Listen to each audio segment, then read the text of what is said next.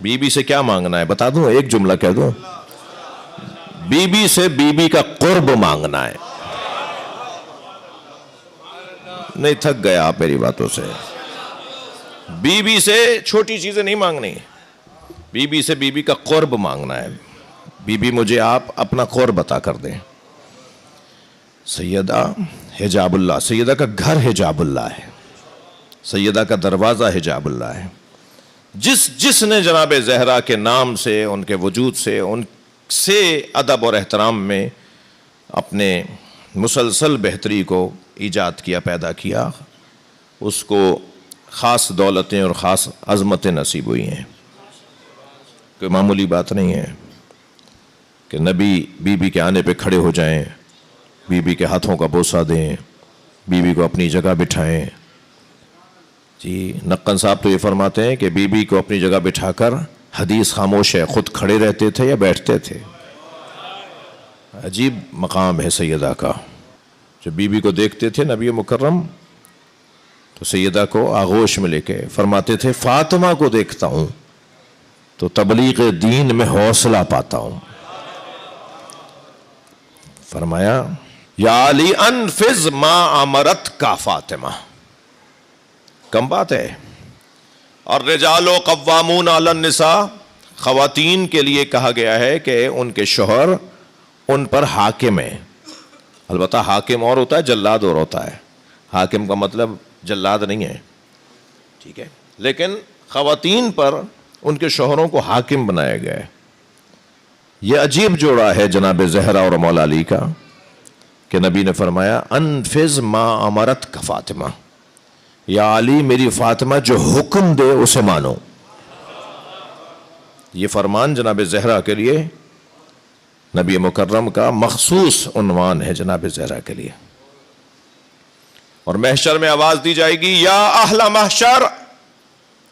7 طرح کی عبارتیں آئی ہیں سنی شیعہ کتابوں میں اس حدیث کی جو میں بھی سنانے جا رہا ہوں. یا اہل محشر، یا اہل الجم، یا اہل القیامہ، یہ الفاظ آئیں. غضوا ابصارکم، غضوا ابصارکم، اپنی آنکھوں کو بند کرو. حتی تجوز فاطمہ، فاطمہ کی سواری آ رہی ہے. اپنی آنکھوں کو بند کرو. اغفزو نہیں ہے، اغفزو نہیں ہے، جھکاؤ نہیں ہے. اپنی آنکھوں کو جھکاؤ کا لفظ نہیں ہے، اپنی آنکھوں کو بند کرو. حکم مطلق ہے. وہاں کون کون ہوگا جس سے آنکھیں بند کروائی جا رہی ہیں؟ محشر سیدہ کی عظمت کے بروز کی جگہ ہے، عظمت سیدہ کے ظہور کی جگہ ہے. محشر عظمت سیدہ کے اظہار کی جگہ ہے. اللہ محشر میں سیدہ کی سلطنت دکھائے گا، اللہ محشر میں سیدہ کا جلال دکھائے گا. تمام ائمہ حتیٰ نبی فرماتے ہیں تبعث فاطمہ امامی علی العذبہ، فاطمہ کی سواری میری سواری کے آگے چلے گی.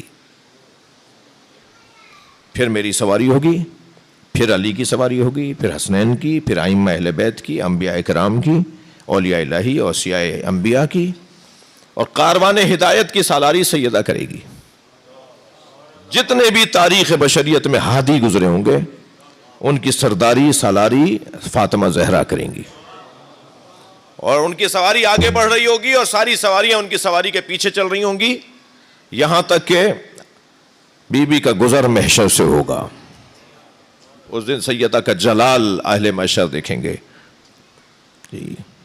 فاطمہ تو بضعۃ منی، فاطمہ میرا ٹکڑا ہے. من ارضاہا ارضانی، جس نے اسے راضی کیا اس نے مجھے راضی کیا. من اغضبہا فقد اغضبانی، جس نے اسے ناراض کیا اس نے مجھے ناراض کیا. آواز آئے گی گردنیں جھکاؤ، آنکھیں بند کرو، فاطمہ آ رہی ہیں. اور جب بی بی کی سواری عرش کے سامنے سے گزرے گی تو بی بی اپنی سواری کی لگام پکڑے ہوئے مہاری سے کہیں گی کہ میری سواری روک دو. بی بی کی سواری رکے گی تو ساری سواریاں رک جائیں گی. تو آواز قدرت آئے گی فاطمہ کیوں رکی ہو؟ فرمائیں گی بِأَيِّ ذَنبٍ قُتِلَتْ، میرے بچوں کو کس جرم میں مارا گیا، مجھے آج انصاف چاہیے۔ آواز قدرت آئے گی، فاطمہ مانگو کیا مانگنا چاہتی ہو، سیدہ مانگو کیا مانگنا چاہتی ہو؟ بی بی فرمائیں گی، یا اللہ مجھے میرے محسن کا حساب چاہیے۔ قاعدتاً روایتاً پہلے حضرت حابیل کے قتل کا فیصلہ ہونا چاہیے۔ تاریخ بشریت میں پہلا قتل حضرت حابیل کا قتل ہے، حضرت آدم کے بیٹے کا قتل ہے۔ انسانوں میں سب سے پہلا مظلوم مقتول حضرت حابیل ہیں، تو فیصلہ بھی پہلے انہی کا ہونا چاہیے۔ ترتیب کے ساتھ فیصلے ہونا، پہلے کون مارا گیا، پھر اس کا مقدمہ سنا جائے، پھر کس کا، لیکن سب سے پہلا مقدمہ جناب محسن کا سنا جائے گا۔ مجھے تلاش تھی کہ برادران اہل سنت کی کتابوں میں ہمیں ملے یہ بات کہ حضرت محسن کی شہادت کیسے ہوئی، تو الحمدللہ وہ کتاب پورا ایک مجموعہ تیار کیا کہ لکھا ہے اہل سنت کی کتابوں میں کہ بی بی کے ایک بیٹے کا نام حسن، ایک کا حسین، اور ایک بچہ جو دنیا میں آتے کے ساتھ ہی مارا گیا، مقتول، ایک بچہ جو دنیا میں آتے کے ساتھ ہی مارا گیا، اس بچے کا نام ہے محسن۔ غربت ہے مدینے کے شہر میں، اپنے ہی وطن میں کوئی غریب ہوتا ہے؟ اپنے وطن میں تو انسان بڑے ہی روب کے ساتھ جیتا ہے نا جی، اپنے گھر جا کے تو کچھ اور ہی چال ہو جاتی ہے، اپنے علاقے میں جا کے تو کچھ اور ہی انداز ہو جاتا ہے، میں اپنے وطن میں آیا ہوں، میں اپنے گاؤں میں آیا ہوں، میں اپنے قبیلے میں آیا ہوں، لیکن کیا گھرانہ ہے یہ، مدینے میں بھی اپنے بچے کا جنازہ دفنا نہیں سکتے، لہذا مولا علی نے جناب محسن کا جنازہ گھر کے حجرے میں دفنایا، فرمایا فضا ایک ننھی سی قبر بناؤ، اور ایک باپ نے اور ایک ماں نے، وہ شیر خوار بچہ، وہ دنیا میں آتے ہوئے بچہ جس کے لیے لکھا ہے کہ جنین تھا، ایک حوالہ یہ کہ جنین تھا، شکم مادر میں تھا، اس کو مولا علی نے اپنے گھر کے حجرے میں دفنا دیا۔